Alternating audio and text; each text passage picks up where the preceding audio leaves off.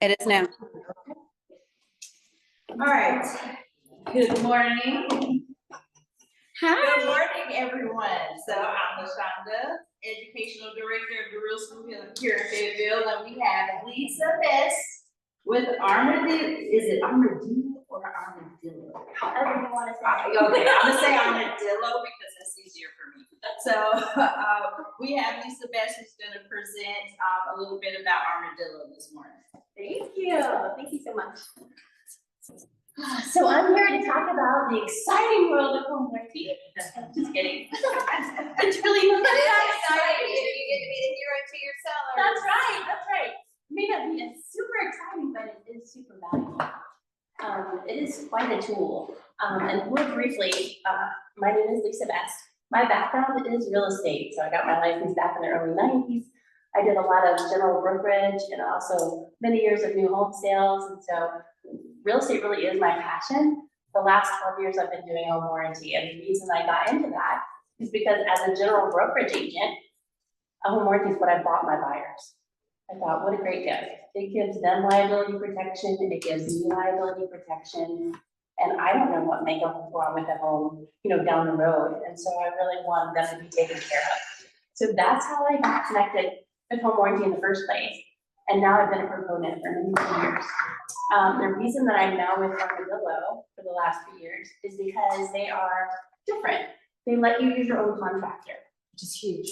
It is huge. It means that you get somebody in your home very timely. It means that you get somebody that you can trust. And that it means that you probably get the expert and maybe not a journeyman. And that's so important. We cover everything from your system, so water heater, HVAC, electrical and plumbing, but additionally your appliances, and then on top of that, smart home appliances. Well, like Megan's gonna talk about, septic, whole house generator, things that also can have failures that are really expensive. And so we take care of those as well. On top of that, we give EXP agents an 8% discount for using our company, and we give military clients a 10% discount. That's really meaningful to me. My brother was 23 years in the Marine Corps, and I've never worked with a company that's given quite that discount, so I'm excited about that as well. And then also, just my background in real estate makes me super responsive to you. I know that your role goes 180 miles an hour, and that you're multitasking all the time. So my job is to be very responsive to you. Lots of times agents will send me an MLS sheet and say, hey, our sellers have $800 worth of coverage. What do you think we should do? Sometimes they're texting me at 10 o'clock at night saying, I'm writing an offer. I need to know what to put in for a home warranty, what amount. So I'm gonna respond. I'm gonna respond by text as often as I can, and as late as I can, typically. I'm a night owl. So I just wanna give you that guarantee that not only is Armadillo great, we're in every state, we've been in North Carolina for 3 years, but I'm also available and responsive to your clients, even if you want me to reach out and talk to them about the home warranty. I'm always glad to do that. So use me anytime, I'm available to you. And if you ever want to have coffee, I'm also available to that. So we can talk a little bit more in depth. But thank you for having me today, and let me know how I can. Awesome. Yeah, Thank you. of course.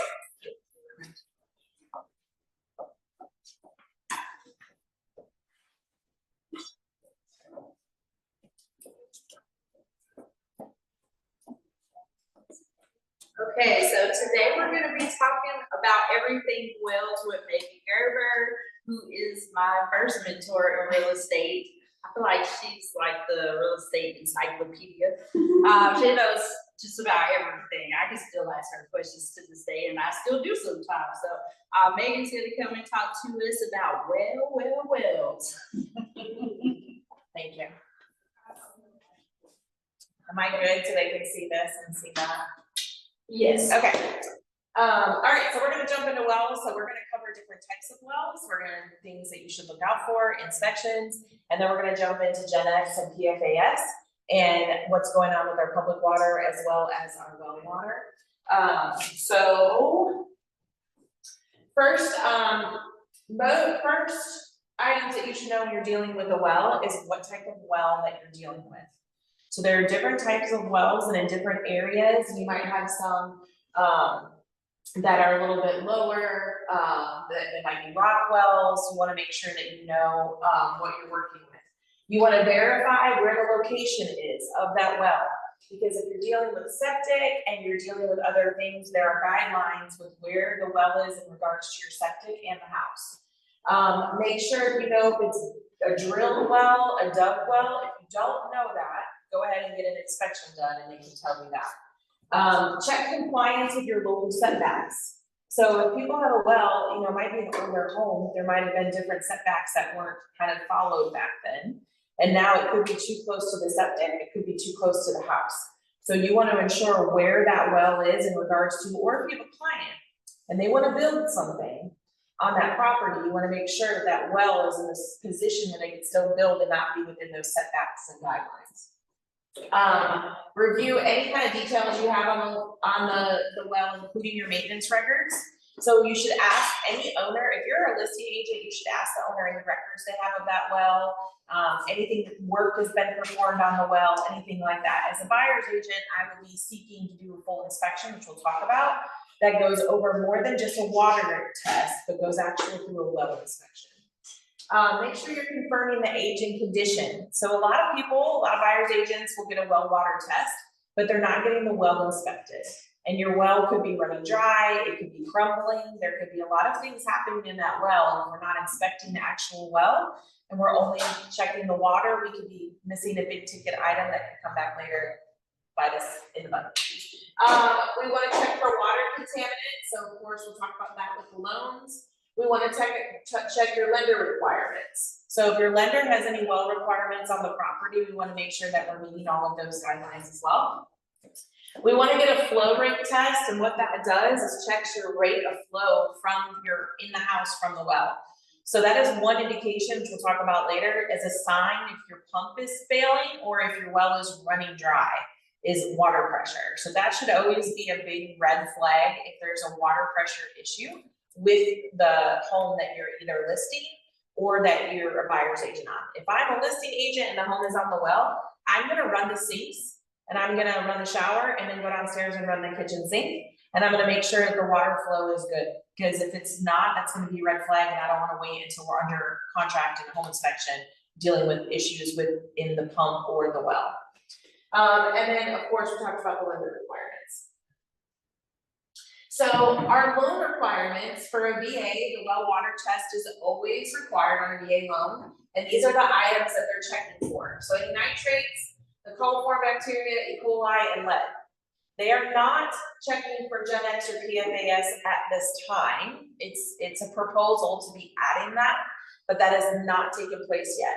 So when you're dealing with a client, you have to separate the two. These are your lender requirements. Do you want to get an additional test? And they would have to pay additional costs for this, okay? So just remember that that is not included. So I've had agents say, well, I thought that was part of the test, or I thought the builder had to do, no, absolutely not. That is a consumer choice. So make sure that you understand what your VA requirements are. So this is gonna be a requirement from your lender, but this is not at this time. I think we'll see a change in that, yeah.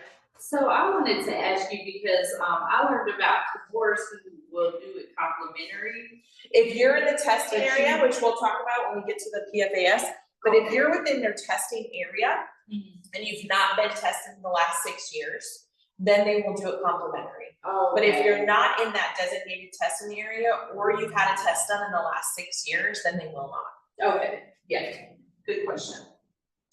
For FHA, the well inspection is not required unless the appraiser calls for it. So the well water is based on your lender. So if the appraiser notes that it's on a well, then that lender or the appraiser could call for the well water test. It's not automatically guaranteed like it is on the VA that it's going to be done. If it's a new construction, the builder must provide the well water test and its building code requirements. Again, that is not Gen-X or PFAS. So that is just our standard well water testing. Conventional, there is no requirement. It only comes up if the appraiser notes it. So for some reason, the appraiser notes that they want a well water test, maybe because of the area, or they've done other houses, they've seen it. Or if the lender reviews that appraisal and says, hey, I think we should get a well water test because this house is X years old or it's in an area, whatever. Again, that does not include the PFAS or Gen-X. So it is just those requirements that we spoke about on the first page. 2 ways to test. So you can do it from the well or from the faucet. And this, you want to make sure that you ask your lender. Each lender has specific guidelines if they're taking the well water test from the faucet or from the actual well itself. So that's going to be a lender guideline. There's really a conflict of opinions on that. Some people believe that you should take it from the actual well because that's the source of the water. And other people think from the faucets where you're drinking, that's, it's gone through the pipes. Some pipes can filter some of that, and it's less potent when it comes out the sink faucet. Again, I would verify with your lender before you do one. Also, in regards to that, the lender's going to require if you're allowed to take the sample or if you have to hire somebody to take the sample. So you want to verify that before you go out and you take your little cup out there and do whatever, and the lender says, did you have a professional do it or did you do it? So make sure you're verifying those before you just take it upon yourself to do that. Now, sometimes you might require a flushing. There's a lot of rules and guidelines on how you get that water sampling. Some will say you have to run it for a certain amount of time before you do it. Others say you have to take it as soon as you turn it on. So again, that's going to be guidelines specific on who's doing the testing. So how are you going to treat it? Like if I have these things, is it treatable? Yes, it is. So if you have E. coli present, you can shock it and you can chlorinate the well. And there's going to be a system that they do with that. They'll have you shock it, then you have to run it for so many hours, let it sit for so many hours and run it again. You can install a UV light system. So you can do a light system within that well that's going to help keep that away from happening again. Because what typically will happen is if you chlorinate the well, it will be good for a certain amount of time, but you're going to have to continually test because obviously as all those things keep running through, it's going to come back again. So you're going to have, so if you do a light system, it keeps it gone for a long period of time. You can have a chlorination system. So again, you can have like a filter system or a chlorination system on your well. So it constantly will be taking care of it versus you having to go check it all the time. And then you have a filtration system. Now, if it's a nitrate that's present, you do not want to boil water. This is usually from a source of fertilizer. So do you have animals, farm animals, anything too close to the well? Are you putting fertilizer on your land? Are you doing chemical, pesticides, anything like that? That could be getting into the well. So you'll see a lot of that on farmland or people who have a lot of outdoor animals. That can be an issue.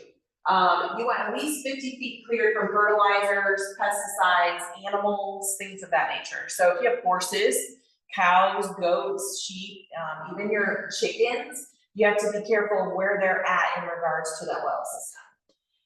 Shocking your well, of course, can remove bacteria and lower those levels. That's something you're going to have to continually keep up with if you don't remove the source of that fertilizer.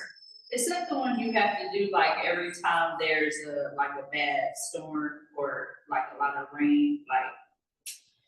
It depends on your area. So like if you're on an area that has animals and stuff and you get a heavy rain, even if it's far away, you might have to go back and check it because it can wash all of that into your well system, right?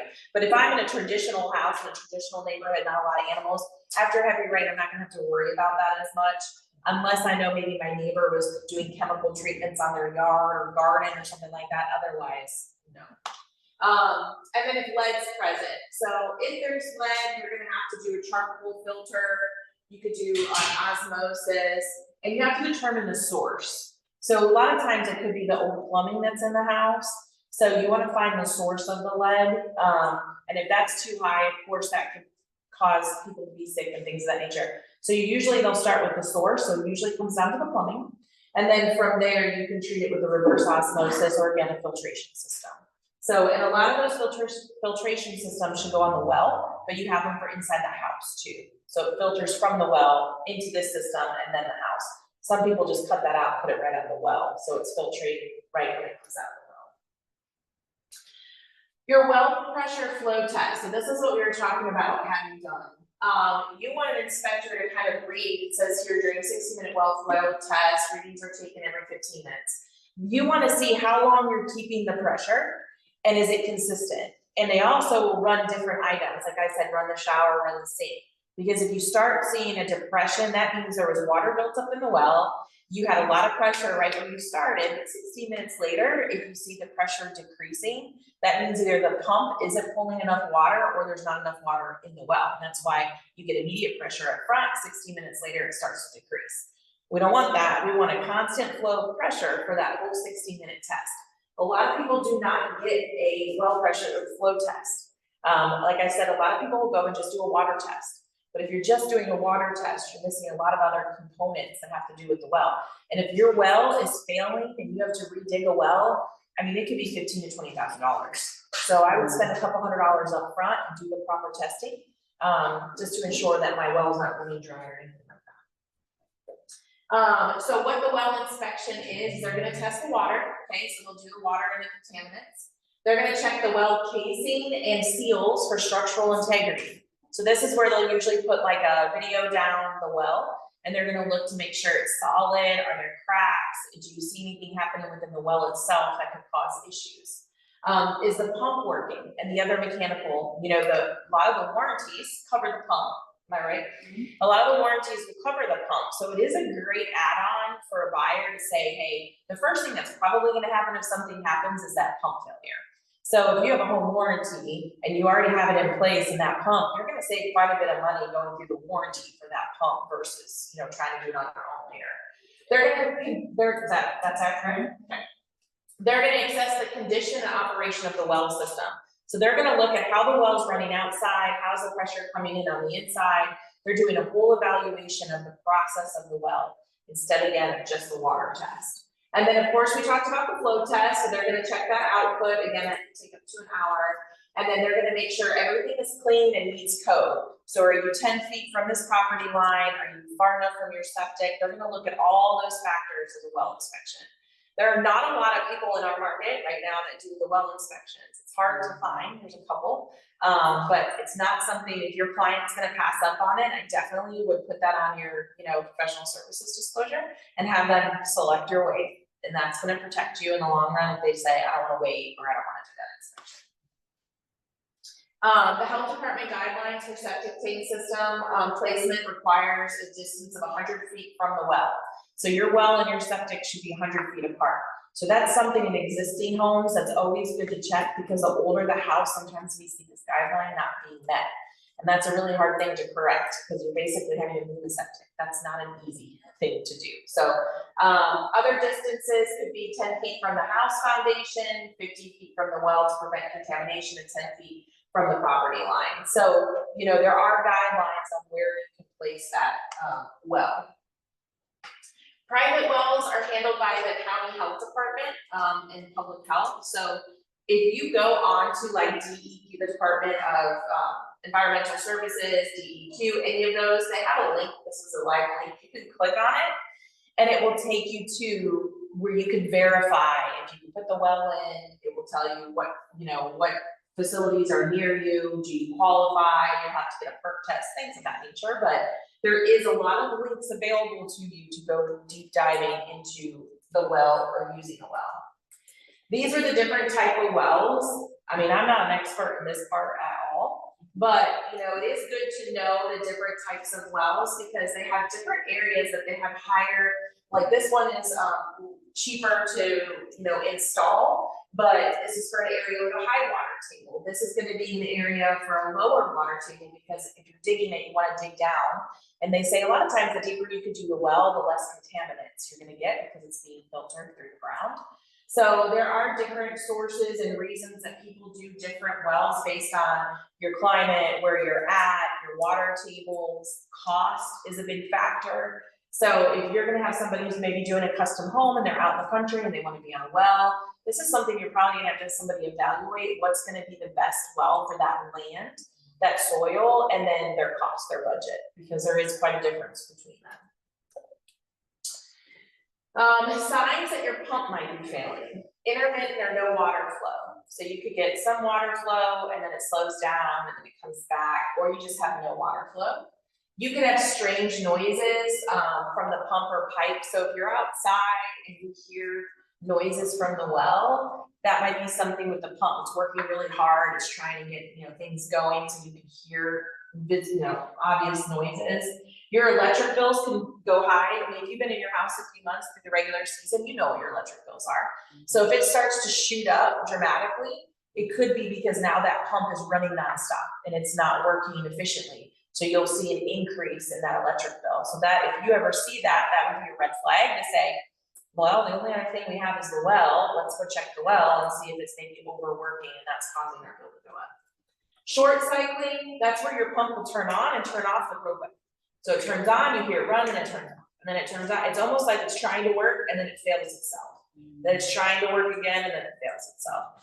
That's usually a sign of pump design. The pump won't start. Okay, so you go out there, you don't hear it, it's not running. It's the pump at that point. It has nothing to do with the water flow. The pump isn't working because you should always hear the pump working.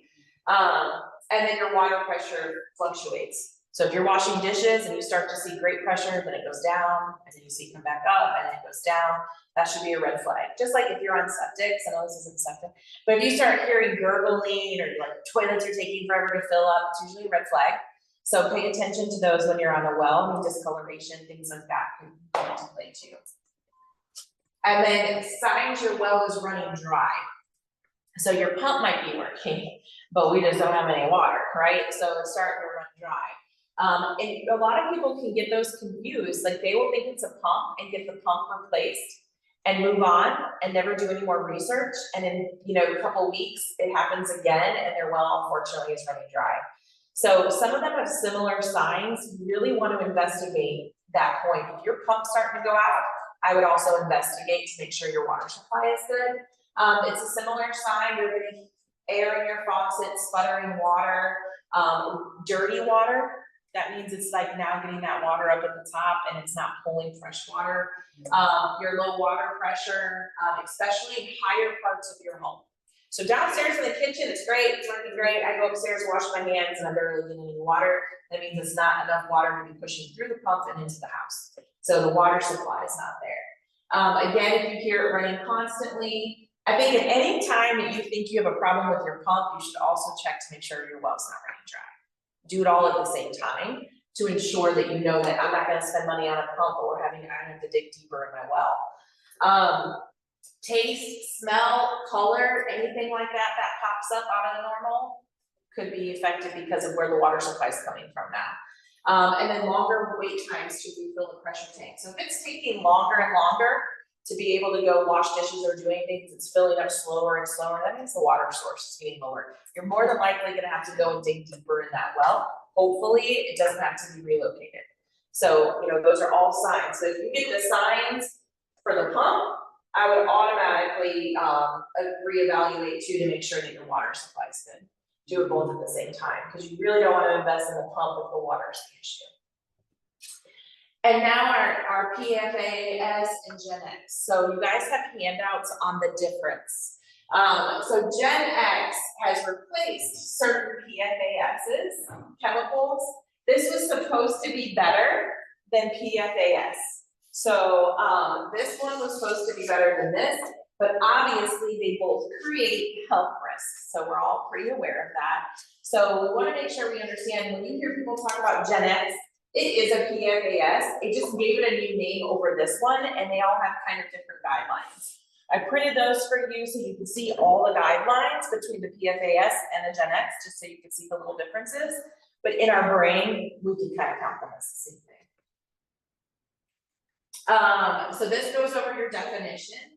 So it came into the Cape Fear River for decades. It's been contaminating the drinking waters. It's a trade name for one of the unregulated PFAS. So this was like a non-stick coating. Those things of the Chemours plant we know about. And it's a byproduct of manufacturing process. So they just kind of gave a name to one of the unregulated PFASs, which is Gen-X. So we're familiar with both of those. DEQ has announced that there are there's 150,000 more people that probably could have been affected by this. And it's part of our public water system too, which we'll get into. And we all know it's from the Cape Fear River Basin, and that's where we get a lot of our water from. There was dumping in there. It's airborne. It's in the ground. It's a that nature. The expanded testing range includes households as far as 30 miles from the plant. So they first started with that smaller area, now they've gone 30 miles from the plant. And the reason being, at the time, yes, they were dumping into the water, but it was also airborne because it was going out through their filtration system. So if you think about it going up into the air and being carried away, now it's in your ground and it's just recycling itself. So yes, it was in the water, but it was also airborne. So you have both of those, and now they have to expand that area to ensure that we're covering all of that. So now, if you're in a private well in Hope and Harnett, and now they've included Spring Lake, Fort Bragg, Lumberton, Pembroke, and Roseboro. So there's 6 counties neighboring the two-horse plant that now have water contamination associated with the facility, which is Hope, Harnett, Cumberland, Bladen, Robeson, and Sampson. So what people originally were doing was saying, oh, if you're in Grace Creek, right, you'd be affected. Well, now we've seen it in Stedman, we've seen it in Rayford. The more people are testing, the more we're seeing it, which sparked the air and water spread, so we have to test. You are higher likely to have it if you're on a private well, but also with PWC, which we talk about, PWC provides water to Hope County, Hope Mills, and other areas. So even with the public water, it's kind of further than they expected. People who are gardening, things of that nature, you have to be really careful because if it's in the ground, it's in the soil at this point, it will take generations to get that out, right? Because it's seeped down. Do you think it is gonna start being a thing? I noticed that there is one firm here that will recommend that you have your water tested even if it's from. Right, like a lot of firms will just put the Gen-X disclosure on their listings. And that's why the Longleaf has provided that too. It's kind of like, how many of y'all done a deal with somebody outside of our area has no idea what Gen-X is? Okay, Yeah. so if you have it in your listing, you're protecting yourself to say this could be an area. I think, you know, you would obviously, whoever you go to at your company for answers, but I think the better is to tell them about it and then they can choose if they want to test or not. But a lot of people are attaching it now if they're on a well especially. So it's like a red flag to somebody, hey, there's this attachment, I should send it to my client, let them decide if they want to do the Gen-X testing or not.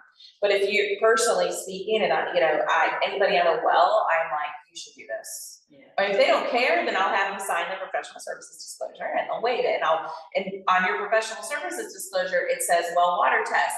You need to specifically go down and write in Gen-X testing. And then have them select or waive that.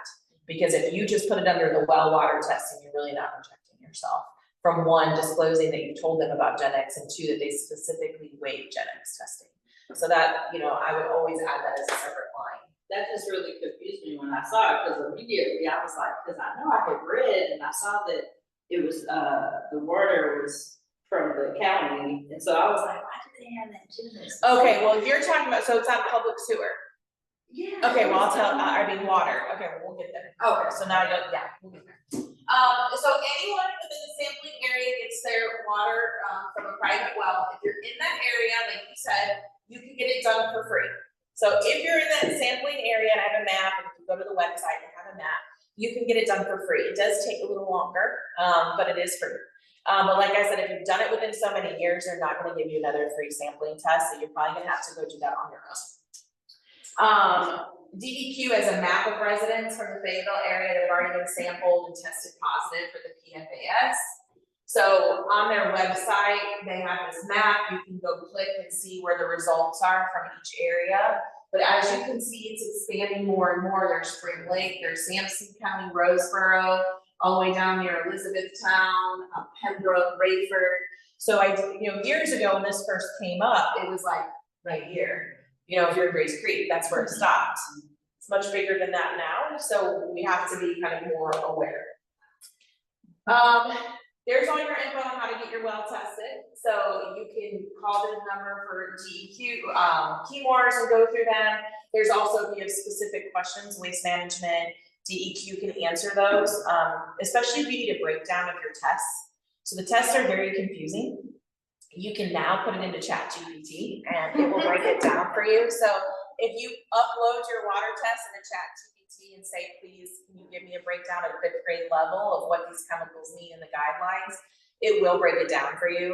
And it's pretty accurate. But let's say you're like, I don't trust ChatGPT, you can go ahead and send your testing to them and they will basically translate it for you so you know what is legal limit, what is not. If they're found above the higher level, so if your water has Gen-X of 10, whatever or higher, you can get the whole house filtration system. It's really hard to get. You have to make sure you're at that or higher, and then it's a process for them to give it to you. If it's lower, then you can have the 3 osmosis systems that you could put on 3 faucets. Now, when you read the information I gave you, what they'll say, I think it's on this one.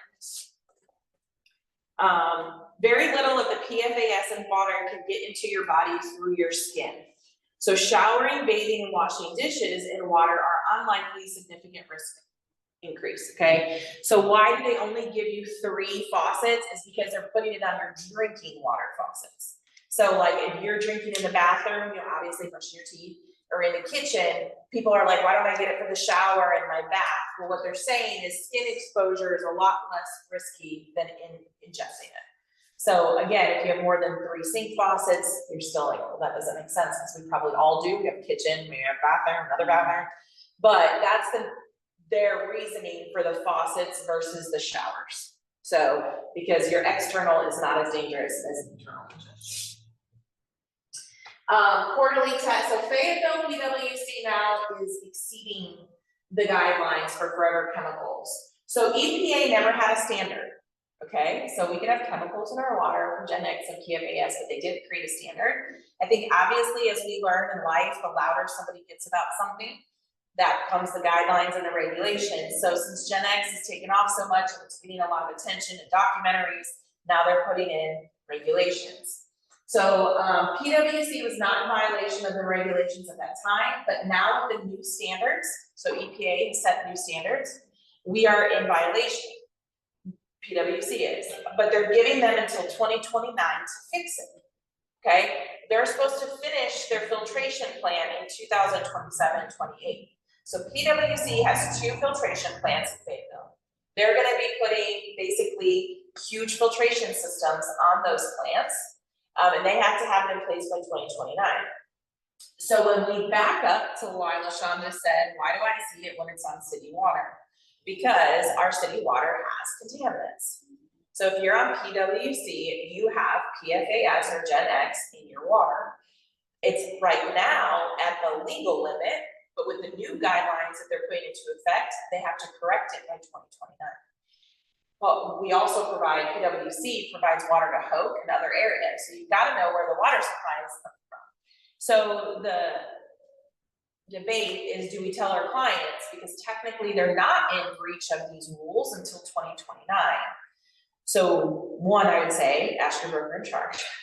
2, I would say, if I was a consumer and I went and bought a house and nobody told me about it, and I move in and my neighbor says, hey, do you know our water has this and this, and you know, we have to live like this for another 4 years till they fix it, don't you think they probably would want to know at least something up front about it and be able to make that decision? So that's why you're seeing a lot of those listings now attaching the Gen-X. That disclosure only references private wells, I believe, but it's like a red flag to say you have heard about it. Some people are attaching the City View. City View has a lot of articles. They're attaching those articles to it, to their listings, saying, you know, it's not in violation now, but if PWC doesn't finish their filtration plant, then they will be in violation. So, you know, we don't want to red flag and scare off our listings and do all that, because a lot of people don't care, to be honest. And we're not in violation right now. We will be in violation if they don't get the filtration systems done by 2029. You can hire private companies to test the water. So you can call Microbat. I know Pillar to Post, some other inspectors will do testing. If you ask them to test it on a public water system, they kind of give you a pushback because they don't want your client to waste the money, because PWC's water reports are posted online. So are Aqua Water, so they have to do public disclosures. So if you go to most of the public water sources, you can see their public testing, their water test results. Professional service disclosure, you should make sure that you are using that, and make sure you're writing Gen-X specifically, PFAS, and have them selecting or rating it. Totally different than the well water test. So that's just covering you, and it's also a reminder for you to mention it to your client, so that they're fully educated. PwC posts their results, they're public on their website, so does any other public water source. So they have to publicly put their water testing out. Aqua's the same way. And, you know, Hope County, Hope Mills, Fort Bragg, Stedman, they all get their water from PwC. So you might pull up and see Hope County Utilities for water source, their water comes from PwC. If you see Stedman Water, okay, Stedman Water, so you're thinking, oh, that's not PwC. They get their water from PwC. So make sure that when you're, you know, looking at utilities, make sure you know who's sourcing that water. Most of it is from PwC. So then again, I would probably be telling them about giving the articles, let them read on it, however you want to do it. Aqua is not, but they have a mixed source of water, and I believe an agent yesterday was just saying that they had a test done of Aqua and it came back with the levels. So I think Aqua is just going to be on the list because they're all sourced from Cape Fear. Yeah, it may not come from PwC's, you know, sources, but it comes from Cape Fear, and it's. And then you have City View and other local publications that are a great resource. So if you go to City View, any of your local papers, and you read up, they are giving very knowledgeable information. There are private Facebook pages that you could go on as well, that are groups like PFAS and Grace Creek, and there's other different pages that you could go on and get information. Remember, knowledge is power, so the more you know about it, the more that you can share with people. And even if you haven't, they could put a filtration system in. I know just recently it says dust has tested with, there's gonna be no way to 100% rid it from our area, right? It's in the ground, it's in the dust, it's in the air, it's in our water. So, you know, it's a matter of what location has what that your client's looking for. If you're doing filtration systems, maybe you do raised garden beds and you use filtered water to water. I mean, there's a lot of ways you can work around it, but you know, there's a lot of sources that you should be using to educate, especially when it comes to the wider area that we're getting into. It's extended to 6 counties, so nobody's really out of it anymore, and I'm sure that's only gonna grow because back in the day, when I first started 20 years ago, they would tell us not to test for radon. Oh, we don't have it here, don't test for it. So, you know what, you didn't test for it. Now, when people are testing, there's radon, right? Because there was none, because nobody was testing. So now I think as the Gen-X grows and more people in other counties start testing, they're gonna see it there too, and it's just gonna be that whole map's gonna cover our state. But, you know, so you just wanna make sure that you're being diligent in that. And that's all I have. Y'all learned something? Yes, so much. Okay. I learned I need to ask for questions. Good gracious. Yeah, so I mean, I think, and they're putting out for the PwC side especially, literally every 2 days now, they're putting out a lot of good articles about it. The costs, you know, it's gonna be over $80 million for these filtration systems. We have 2 filter plants in Fayetteville, so they have to do it to both of them. And like I said, their goal is 2027, but in our mind, that's still 2 years from now.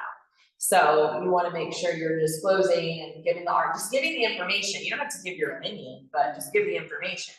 You know, I have clients all the time, like, I don't care, I'm gonna die anyway. I'm like, okay, I mean, yeah, that's your view. So, I mean, we've focused on the wells for so long being contaminated, which they are, but now we have to look at other sources of water too. And I think like my motivation for wanting to do a class on wells is because so many clients, as soon as they hear well, they're like, oh, don't want any wells. Like I hear that so much, and so like what I did was I put like together like a resource that just had some information, but I feel like there's still so much to learn. Like I found out I have a contact at Camorra's that I kept her personal number, so I call and ask her question. But she was even telling me that like even our public water sources could possibly, which they do. but yeah. I think people's fear with wells, if we flip back, is the iron, the lead, the smell, the color, because it can be perfectly fine and still have a discoloration. So I think people fear like, how much maintenance is that gonna be? how much work, because if it fails, or if you have to bury and create a new well, it's $15,000 to do a new well. So like, cause you have to find a new location, they've got to drill, they got to bury, they got to run the lines, like all of that. So they're just like people have a fear of septic, same reason, you know, it could fail and I have this cost and all this stuff. I think it's knowledge, like anything, if you're doing everything properly, you're checking that pump, you're making sure the water flow is good, you're treating it, because you should they say you should treat it every year to 2 years, or at least get it tested to make sure. It's what happens is we don't do anything with it until there's a problem. And then there's a problem instead of maintenance of it. Well, and I think it's just an education piece, you know, we get the same thing from people up north, like, oh, I don't wanna be on a septic system. Right. And I'm like, well, you're not really gonna have an option, you Yeah. know, especially, you know. If you want the ones- land, I was about yeah. to say that they're my favorite, and they're like, we want, you know, like 2 or 3 homesteads, but we don't want septic. And I'm like, oh, mine all work, you know, Yeah. 2 or 3 acres, and, so Yeah. it's just the education piece that the horror stories they've heard were in areas typically where these weren't common, and we didn't have companies and resources and stuff to address it. They were more of the one-off kind of Yeah. horror stories. Yeah. And they fail, and it's the worst case scenario, and that's the only story they've heard. Oh, Yeah. my well story was one over in Garner, and luckily, crazily enough, the buyers owned a well company, because the day after they moved in, they didn't do a well test, Right. and the bladder failed. Yeah. And they said, it was on us, we knew better, you know, and of Yeah. course they're calling me and they're kind of frustrated. But I was like, educate me, what would you have even done to know that Right. that was a problem? And they walked through Yeah. the well testing, just kind of like you did, the Yeah. process and everything that they look for. And I think to your point, so oftentimes when we call a home inspector to do a well test, all they do is make sure water comes out and the pump turns on, and then they're out. Yeah. And a lot of them, they do not do the flow test. They do not do the 60-minute flow test. So that's why you really wanna find somebody that specifically does well inspections. Yeah. Because they're gonna do the flow test, they're gonna go take a camera down the well, see cracks, see things. You know, it's gonna be way more thorough than a home inspector, like you said. He's just gonna say, yeah, it's working. Kind of like HVAC. You know, they go out and say the HVAC unit's running, because they don't take it apart. Then you get an HVAC inspection, they're like, oh, it's rusted, it's this, it's that. You know, it's the same thing, it's a specialty item. So you want a specialty inspector for it. Yeah. Any other questions? The reverse osmosis versus the full home filtration system. It's the same thing pretty much. So the reverse osmosis takes it in, cleans it out, puts it in just like a filter. But if you don't have Gen-X, you can just do like a charcoal filter. That's just taking the chemicals, like your standard lead, E. coli, filtering it out, putting it in the water system. To get the Gen-X, it's basically a more powerful, so the reverse osmosis is more powerful. It's gonna basically clean that water, filter that water, refilter it through, take out all the chemicals and put it in the house. So with Gen-X, you're gonna want like the reverse osmosis, the full filtration system. And then a lot of people have it in the house, but some people will put it on the well itself. Debatable of which one's better, I don't know. I feel like as long as you stop it before you're consuming it, I feel it's okay. But on that part, there might be a professional who would say it's better to do it on the well or do it in the house. But yeah. Yeah, we actually did that in our house for radar. Yeah. The radon is becoming more popular too. Oh, yeah. And I found out, back when, I can't remember if it's Raleigh Radon or one of the big sites, like they keep a record of everywhere that Yeah. they've had to mitigate. So you can see if it pops in one of your areas, or if you're shown a house in an area, because there's pockets of it, especially in Johnson County. You're which I'm 100% right. more familiar with, then all of a sudden, you know, like if I'm showing a property in Glen Laurel, I need to be on the lookout for radon. And that's exactly right, because when I started, they would pull up that map and show us there was nothing here.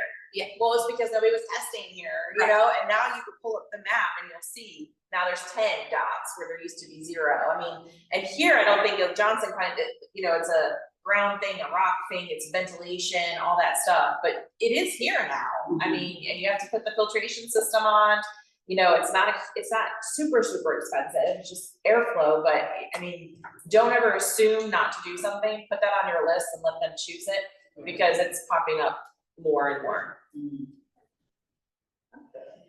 Y'all have anything else? No, you're wonderful. Yes, that was so Wealth of knowledge. Turn this off for a second.